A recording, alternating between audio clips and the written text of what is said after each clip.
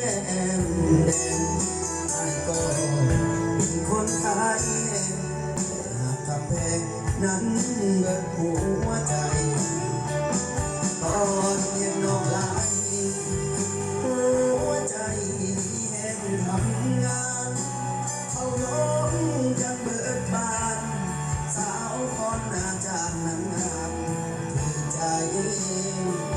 ที่แม่จมสู่มืออยากได้มาเป็นลูกไผ่สิขายทอดหน้าทอดให้เดินสามใบขันใจสาวก่อนมือนี้ได้ข่าวว่าสาวก่อนบ่มีบัตรเติมเงินสิบ่มาได้อีกตั้งเถิง3-4 มื้อเกินคิดทอดเด็กทอด